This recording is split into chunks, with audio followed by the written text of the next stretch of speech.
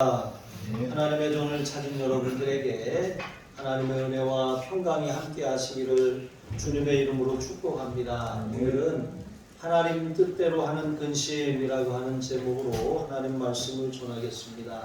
여러분, 근심하는 것, 이게 우리에게 유익을 주는 부분도 있다는 거예요. 근심이라고 하는 말, 헬라어로 타라소라고 하는데, 이것은 어떤 일로 우리의 마음이 막 뒤흔들리거나 혼란에 빠진 상태를 이제 근심한다 이렇게 말하는 거예요. 이와 비슷한 말로 우리가 쓰는 것이 염려라고 하는 단어가 있어요. 염려라고 하는 말, 메림나오라고 하는 헬라어인데 이것은 나누어지다, 분열되다라고 하는 뜻이에요. 그러니까 어떤 상황이 우리에게 찾아왔어요. 그런데 그 상황이 아예 문제없어, 이렇게 생각하는 정도가 아니라 이게 문제거리가 되는 거예요. 그래가지고 이것이 우리의 마음을 이렇게 근심으로 이끌고 혼란스럽게 하고 마음이 막 나뉘어져요. 갈피를 잡지 못하는, 이렇게 해야 되나 저렇게 해야 되나, 이런 상황이 찾아오는 것입니다. 여러분의 삶에도 우리가 우리의 마음을 막 뒤흔들어 놓고 혼란스럽게 하고 갈피를 못 잡게 하는 이런 근심과 염려가 찾아올 때가 있어요. 여러분, 그것이 때로는 우리로 하여금 하나님 앞에 다가오게도 만들고, 또 때로는 그것으로 말미암아 우리의 삶을 완전히 포기하게 만드는 그런 근심과 염려가 되기도 한다는 거예요. 그러니까 우리는 날마다 문제거리를 만났을 때 이 근심을 가지고 하나님 앞에 나아가느냐, 아니면 이 근심 때문에 속된 말로 망하느냐, 이런 기로에 항상 서게 된다라고 하는 것입니다. 여러분, 이 두 가지 차이가 어디에서 나는 것입니까? 오늘 말씀의 제목처럼 그것이 하나님 뜻대로 하는 근심이냐, 아니면 세상 근심이냐의 차이가 있다는 거예요. 하나님 뜻대로 하는 근심은 우리로 하여금 회개에 이르게 하고 간절함을 얻게 하고 하나님과의 관계를 회복시킵니다. 그러나 세상 근심은 우리를 망하게 하고 죽음에 이르게 하는 것이죠. 이 두 가지를 잘 구분해서 우리가 하나님 뜻대로 하는 근심으로 우리를 바로 세워야 할 줄로 믿습니다. 첫 번째로 하나님 뜻대로 하는 근심은 우리를 참된 회개, 구원에 이르는 회개로 이끄는 것이죠. 예수님께서 제자들에게 이제 자신이 떠나가신다는 말을 하셨어요. 그러니까 제자들이 아니, 예수님이 우리를 떠나가신다니? 그러니까 너무 당황스럽고 마음에 큰 근심이 찾아든 거예요. 그래서 예수님께서 그들에게 이렇게 말씀하셨습니다. 너희는 마음에 근심하지 말라. 하나님을 믿으니 또 나를 믿으라. 이렇게 말씀하시는 거예요. 근심에 대한 주님의 처방이 무엇입니까? 그것은 하나님을 신뢰하라는 거예요. 하나님의 선하심과 하나님이 주권적으로 다스리심을 믿으라는 거예요. 우리는 우리의 삶의 문제거리가 찾아왔을 때 근심합니다. 염려합니다. 마음이 혼란스러워지고 갈피를 잡지 못하는 거예요. 그러나 믿음의 눈을 떠서 하나님을 보아야 한다라고 하는 것이죠. 하나님은 여기시기 때문에 우리 눈으로 보이지 않아요. 하지만 하나님은 지금도 살아계셔서 역사하시며 우리를 통치하고 계시는 것입니다. 그러므로 우리가 눈을 감고 기도하잖아요. 눈을 뜨면 육신의 문제가 보입니다. 눈을 감고 믿음의 눈으로 하나님을 바라보면 살아계신 하나님이 우리를 품고 계시고 우리를 안고 계심을 우리가 경험하게 된다는 거예요. 그리고 예수님이 또 나를 믿으라 말씀하신 것처럼 예수님은 그 하나님께로 가는 길이요 진리요 생명이 되셨다 그랬어요.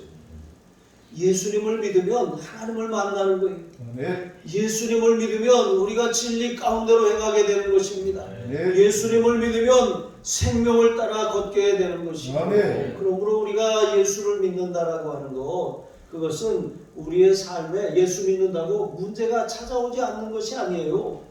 똑같이 예수를 믿을 때나 믿지 않을 때나 똑같은 삶의 어려움이 찾아와요. 하지만 그 문제가 우리의 삶을 더 이상 이 혼란스럽게 하고 갈피를 잡지 못하게 하고 망하게 하는 것이 아니라 문제가 와라. 우리로 하여금 그 문제가 우리를 침몰시킬 수 없고 오히려 파도가 거세면 더 파도를 타고 앞을 향하여 나아가는 것처럼 우리가 믿음으로 그 문제 위를 걸어서 더 우리의 인생이 성장하고 성숙하는 기회를 얻게 된다는 것입니다.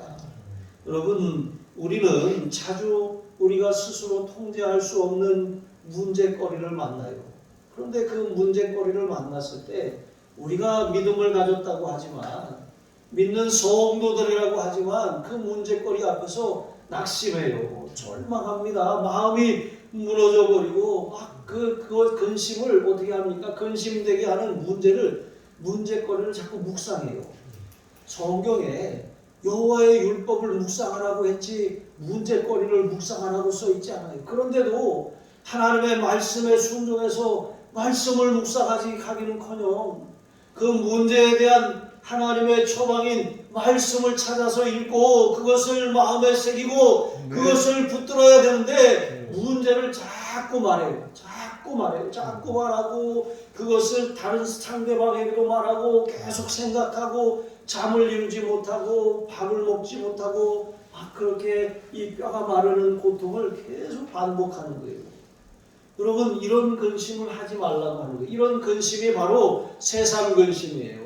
문제가 똑같이 왔지만 이것을 하나님의 뜻대로 하는 근심으로 해결하느냐, 아니면 세상 근심으로 믿음도 잃어버리고 몸도 축나고 마음도 절망 가운데 떨어지고 관계도 다 파탄을 내느냐, 이거 자기에게 달려있다라고 하는 것입니다. 세상 근심은 끝없는 후회를 반복하게 해요. 잠이 안 옵니다.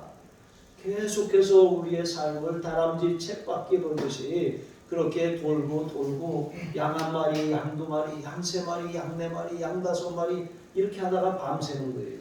여러분, 그 근심 염려를 하나님께 맡겨야 되는 거예요. 근심과 염려에 대한 성경의 처방, 주님의 처방은 무엇입니까? 빌립보서 4장 6절로 7절 말씀에 보시면 아무것도 염려하지 말고 다만 모든 일에 기도와 간구로 너희 구할 것을 감사함으로 하나님께 아뢰라. 그리하면 모든 지각에 뛰어난 하나님의 평강이 그리스도 예수 안에서 너희 마음과 생각을 지키시리라. 여러분, 교회 외벽에 말씀 성구가 하나 이렇게 간판처럼 걸려 있어요. 이게 무슨 말씀이죠? 뭐예요? 안 보셨어요? 그 오늘 나가서 보고 오세요. 예, 아무것도 염려하지 말고. 여러분, 오늘 아침에 제가 이렇게 위에서 이렇게 보고 있는데 어떤 분이 이렇게 지나가다가 핸드폰을 이렇게 이 각도 카메라를 켜더니 이렇게 오더니 그 말씀 성구를 이렇게 탁 찍더라고요. 뭐 셀카 찍은 건 아닐 거 아니에요. 말씀을 딱 찍고서 그러더니 이렇게 주머니에 넣고 이렇게 가시더라고요. 지나가다가 그 말씀이 이렇게 보인 거예요. 눈에 띈 거예요. 여러분, 왜 하나님께서 우리에게 말씀을 주셨습니까? 말씀은 우리가 세상을 믿음으로 살아가는 매뉴얼이에요. 매뉴얼대로 살아야 인생이 풀려요. 내 방법대로, 내 생각대로, 소견에 오른 대로 살면 꼬이게 되어 있습니다. 자꾸 문제가 보이고 환란이 보이고 내 상황과 처지가 신세에 한탄스럽고 그렇게 불쌍해지는 거예요. 그러면 처음에는 우리가 다른 사람들에게 내 얘기 좀 들어봐, 내 얘기 좀 들어봐, 나 이렇게 힘든 일을 만났어, 나 이렇게 고통스러워, 나 이렇게 괴로워, 근데 왜 내 마음을 안 알아줘, 왜 내 마음을 몰라줘. 여러분, 이렇게 해보세요. 처음에 그래 얼마나 힘들어. 한 번, 두 번, 세 번, 네 번 그렇게 해보세요. 주변의 사람들이 다 떠나가요. 아무도 남지 않는 것입니다.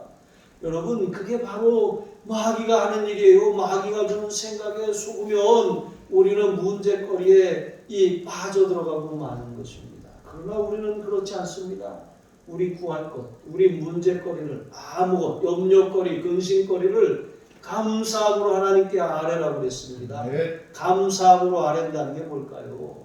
이것은 예수님이 오병이어의 기적을 통해서 말씀하신 것과 같아요.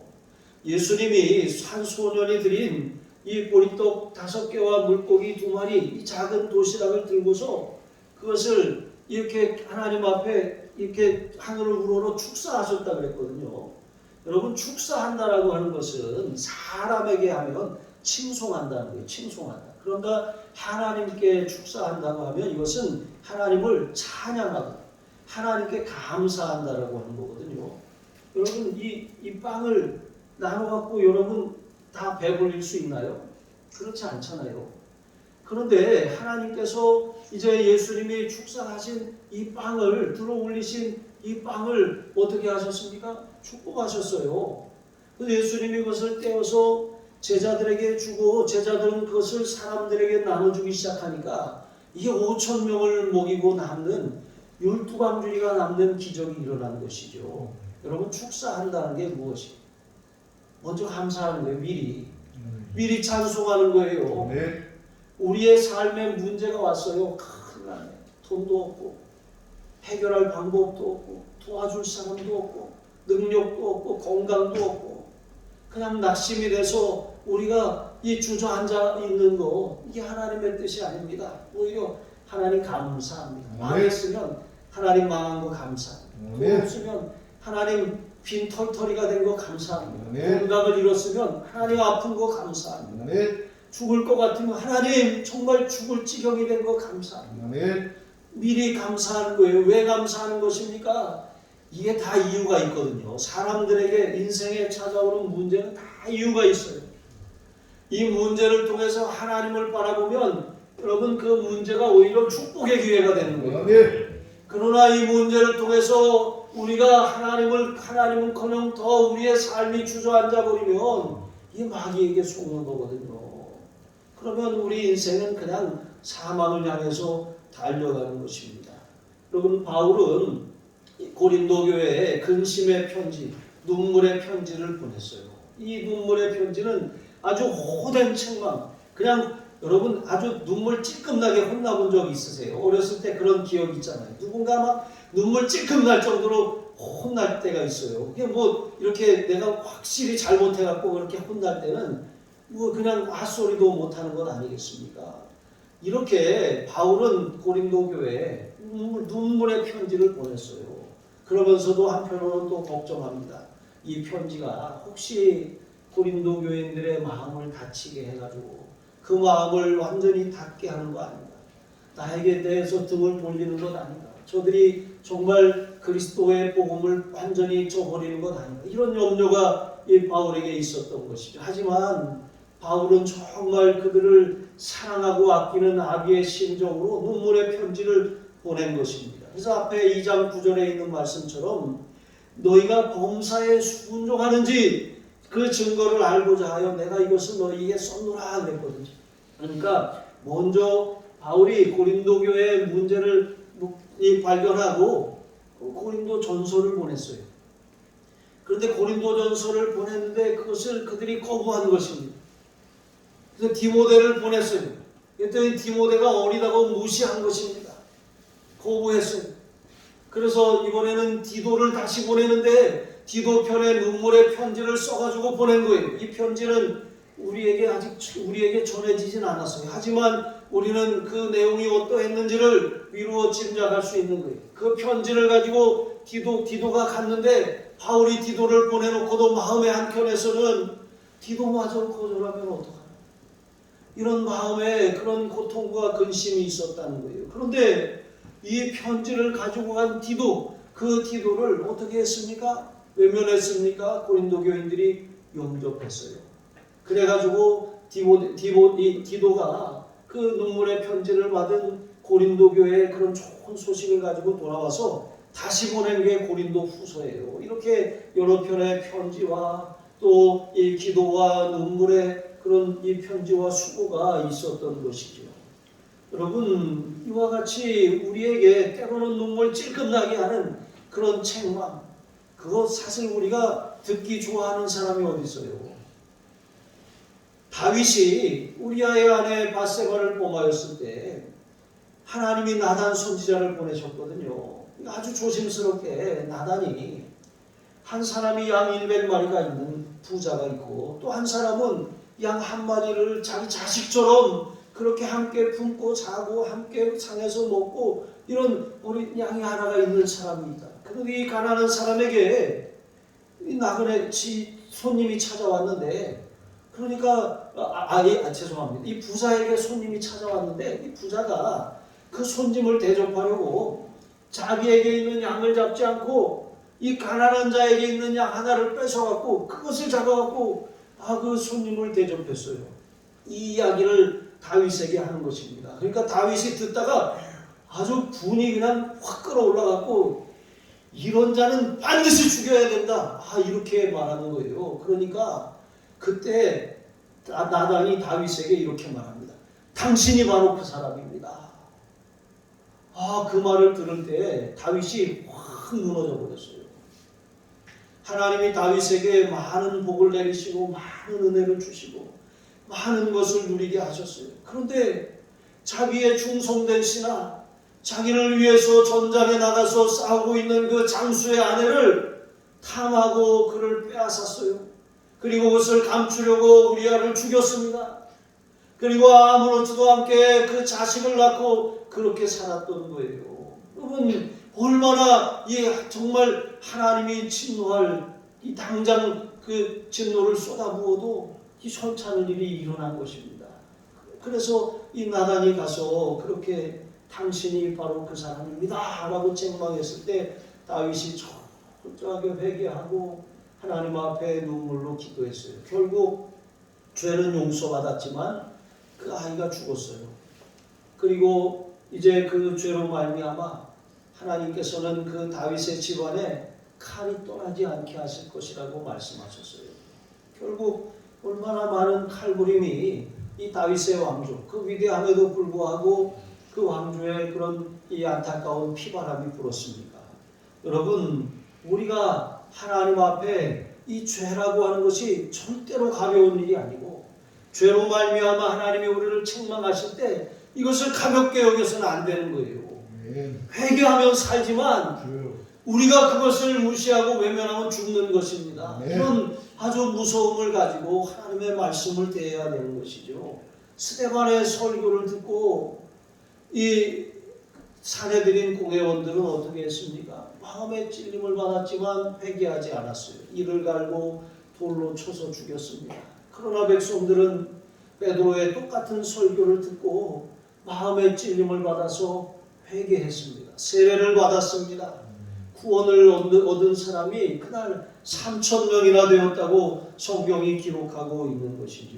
마찬가지로 고린도 교인들은 이 바울의 이 사랑 어린 책망의 편지를 받고서 근심하고 눈물로 회개했습니다. 하나님의 뜻을 깨닫고 돌이켰습니다. 여러분, 저와 여러분의 삶이 하나님의 말씀이 들려질 때 절대로 주저하거나 핑계하거나 도망가려고 하지 마시고 하나님 말씀 앞에 완전히 무너지고 회개하여 살 길을 택하시기를 바랍니다. 두 번째로 하나님 뜻대로 하는 근심은 신앙을 간절하게 합니다. 여러분, 눈물의 편지를 쓰게 된 것, 이것은 가슴 아픈 방문 때문이에요. 고린도전서를 보냈는데 외면합니다. 바울이 갔는데 면전에서 무디 모욕을 해요. 디모데를 거절합니다. 눈물로 기도하다가 디도를 다시 보낸 것 아니겠습니까? 여러분, 이제 하나님께서는 고린도 교회에 놀라운 회개의 영을 부어주셨어요. 그래서 그 눈물의 편지가 통하게 하신 것입니다. 하나님 뜻대로 하는 근심이 되는 그런 통로가 된 거예요. 지난주에도 말씀을 드렸지만 하나님 뜻대로 하는 근심, 하나님의 방법대로 하는 근심이 되었다는 거예요. 우리가 정말 눈물로 기도하면서 우리가 어떤 사람 또 이 한 사람의 영혼을 위해서 행하는 일들과 섬김이 있어요. 어떤 권사님이 정말 남편을 구원하기 위해서 남편이 정말 그렇게 자기 마음대로 제멋대로 살아가는 그런 모습이 너무나도 안타까워서 이 특세기간에 다니엘 특세기간에 남편의 구두를 신문지에 싸가지고 외투에다가 이렇게 품고 와가지고 특세기간 매일 기도했대요. 그런데 그렇게 기도해가지고 하나님께서 다니엘 특세가 끝나는 날 그 남편을 등록하게 하셨어요. 여러분 그분이 여기 저기 지문사 사장님이에요. 그 권사님이 저한테 한 얘기예요. 여러분 이와 같이 우리의 삶에 정말 하나님이 주시는 그런 방편이 있어요. 우리를 통해서 어떤 사람을 위해 울게 하시고, 어떤 사람을 위해 기도하게 하시고, 어떤 사람을 위해 때로는 금식하게 하시고, 헌신하게 하시는 이러한 일들, 이게 하나님의 방법대로 하는 하나님의 통로인 것입니다. 하나님은 이 눈물의 편지를 사용하셨죠. 여러분 얼마 전에 부산 수영로 교회를 담임하시던 이 정필도 목사님이 소천하셨어요. 이분이 부산 성시화를 위해서 얼마나 눈물로 기도하고 수십만 명, 그 많은 사람들을 해운대에다 모아놓고서 정말 이 성시화를 위해서 함께 연합하고 기도하는 운동을 일으켰던 분이거든요. 근데 이분이 정말 이 하나님 앞에 강단에 올라갈 때마다 기도하는 게 있대요. 하나님 이 성전을 채워주세요. 그러면 하나님께서 내가 이 강단을 눈물로 채워야 한다. 이렇게 말씀하셨다는 거예요. 저는 그 말씀을 들으면서 저의 삶이나 교회나 여러분 이 성도의 가정에 문제가 찾아오면 하나님 앞에 특별히 강단에서 기도할 때 눈물로 기도해요. 그럼 이상하게 하나님이 놀랍게도 그 문제를 해결해 주시는 것을 경험했습니다. 여러분의 눈물의 기도가 여러분이 앉은 그 자리에 떨어질 때 여러분 그 자리가 채워지는 거예요. 여러분이 위해서 기도하던 그 영혼이 하나님께로 돌아오고 하나님 앞에 회복하고 회개하는 역사가 일어나게 될 줄로 믿습니다.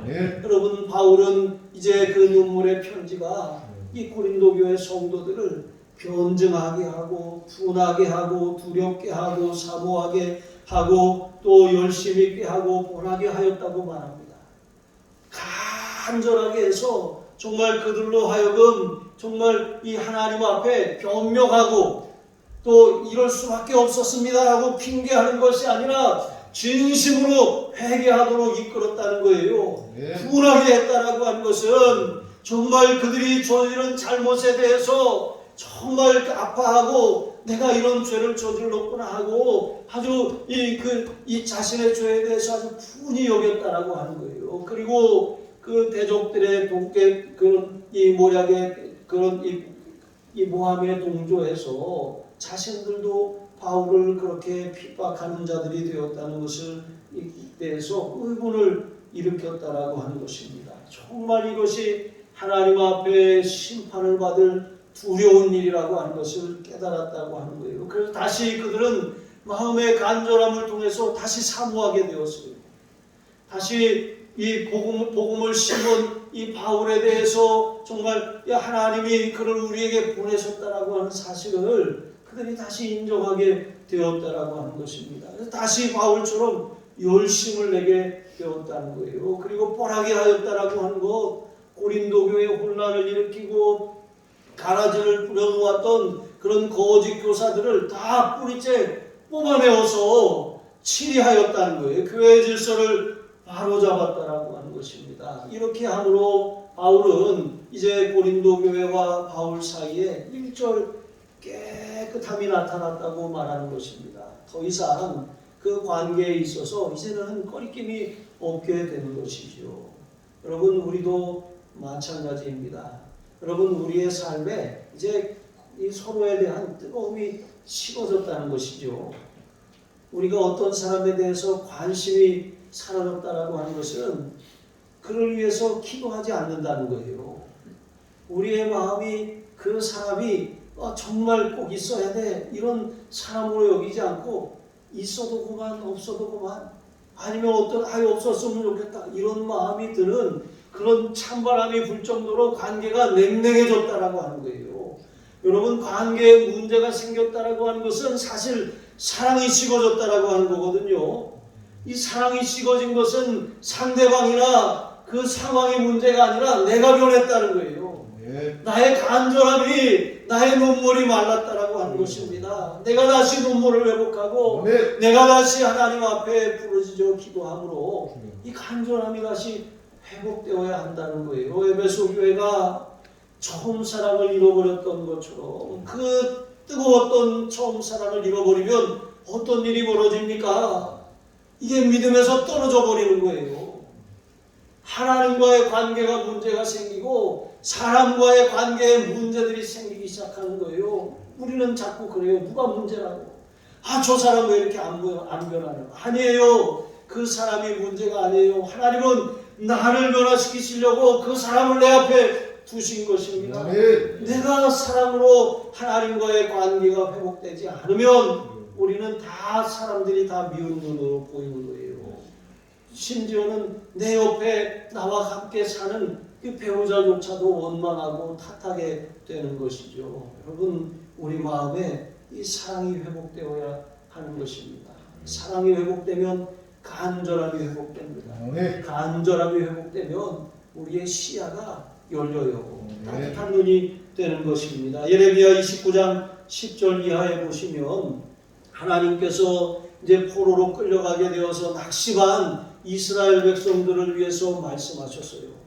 근데 이 70년이 차면 내가 너희를 돌보고 나의 선한 말을 너희에게 성취하여 이곳으로 다시 돌아오게 하리라. 그러면서 여호와의 말씀이니라. 너희를 향한 나의 생각을 내가 아나니 평안이요 재앙이 아니니라. 너희에게 미래와 희망을 주는 것이니라. 너희가 내게 부르짖으며 와서 기도하면 내가 너희들의 기도를 들을 것이요 간절히 온 마음으로 나를 찾고 찾으면 나를 만나리라 말씀하셨거든요. 여러분, 우리가 하나님을 향한 온 마음이 회복되면 우리 삶이 회복됩니다. 관계가 회복되는 것입니다. 하나님 뜻대로 하는 근심이 눈물을 불러왔고 회개를 촉구했고 결국 하나님이 이제 이들이 바울을 다시 생각하게 만들어 주신 거예요. 여러분, 우리의 관계에 문제가 있습니까? 여러분, 다시 눈물을 회복하시기를 바랍니다. 세 번째로 하나님 뜻대로 하는 근심은 신뢰를 회복하는 거예요. 여러분, 디도는 고린도 교회에 이제 바울의 눈물의 편지를 가지고 갔잖아요. 가서 이제 두려움이 있었어요. 그러나 고린도 교회가 어떻게 했습니까? 디도를 두렵고 떨림으로 영접했다 그랬어요. 그리고 이 디도에게 순종했다고 했습니다. 그러니까 디도에게 순종했다라고 하는 것은 디도를 보낸 바울의 사도적 권위에 순종했다는 거예요. 그러니까 바울이 사도라고 하는 그 권위를 그들이 무시하고 또 그들이 저버리지 않았다는 거예요. 존중하고 있다는 것입니다. 잠깐 생각을 잘못해서 바울에 대해서 이렇게 거리를 두었지만 다시 회개하고 그들이 이제 바로잡았다라고 말하는 것입니다. 바울은 그래서 너무나도 이 회복된 관계에 정말 그들이 자신을 저버리지 않는 것을 너무나도 기뻐했다는 것이죠. 그래서 16절에 내가 범사에 너희를 신뢰하게 되는 것을 기뻐하노라 그랬습니다. 그러니까 바울이 고린도 교회를 끝까지 저버리지 않고 신뢰했습니다. 그런데 그 신뢰가 헛되지 않았다라고 하는 것을 그들이 이 디도에 대한 반응을 통해서 보여주었다라고 하는 것입니다. 여러분, 잘못된 행실을 바로잡으려고 하는 이런 책망, 이거 처음에는 불편합니다. 고린도 교회도 처음에 밀어냈어요. 고린도전서를 보냈는데 밀어냈어요. 바울도 밀어냈어요. 디모데를 보냈는데도 밀어냈어요. 그런데 디도를 또 눈물의 편지와 함께 보내니까 비로소 이것을 받아들였거든요. 여러분, 책망이 처음에는 우리가 듣기가 그렇게 좋지 않아요. 뭔가 이렇게 우리를 너나 잘하세요 이런 마음이 올라올 때가 있는 것입니다. 이게 바로 교만이고 자존심인 것이죠. 그러나 여러분, 이 호된 책망을 받아들이는 것, 그것은 마치 다윗을 수술한 그런 수술 매수와도 같아요. 이것을 내버려두면 어떻게 됩니까? 이 암덩어리가 자라서 이제 다윗을 완전히 파멸로 이끌었을 거예요. 그러나 나단의 그 수술 매수가 어떻게 했습니까? 다윗을 살렸습니다. 그래서 이제는 다시는 하나님의 마음을 합하는 왕이 아니에요. 하나님의 마음에 합한 왕으로 그렇게 살게 한 것입니다. 여러분, 말씀을 맺겠습니다. 사랑의 책망을 거절하면 우리가 신앙적으로나 우리 일상적으로나 큰 손해가 옵니다. 그러나 그것을 수용하면 큰 유익을 얻게 되는 것이죠. 사랑의 책망은 하나님 뜻대로, 하나님의 방법대로 우리를 근심하게 해요. 세상 근심이 아니라 하나님 앞에 바로 서기 위한 근심을 하게 합니다.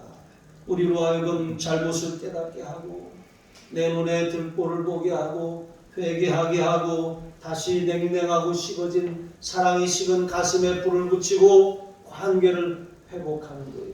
여러분, 사랑의 책망, 주님 내가 잘못하면 가만히 계시지 마시고 호되게 말씀해 주십시오. 그 말씀을 우리가 들어야 삽니다. 그런데 그 말씀을 안 들으면 이제는 재앙이 오는 거예요. 심판이 오는 것입니다. 그러므로 하나님의 책망을 기쁨으로 받아들이시는 저와 여러분이 되시기를 바랍니다. 기도하시겠습니다. 하나님 아버지, 하나님의 뜻과 방법대로 내게 주어지는 사랑의 책망을 겸손히 수용하게 하여 주시옵소서. 그것을 마음에 새기며 근심하게 하시고 회개하게 하시며 다시 식어진 가슴에 열정이 불타오르게 하여 주시옵소서. 주장하고 고집부리는 그런 평행선을 걷는 삶이 아니라 신뢰하고 존중하는 그런 사랑의 관계로 회복되게 하여 주시옵소서. 우리 주 예수 그리스도의 이름으로 기도합니다. 아멘.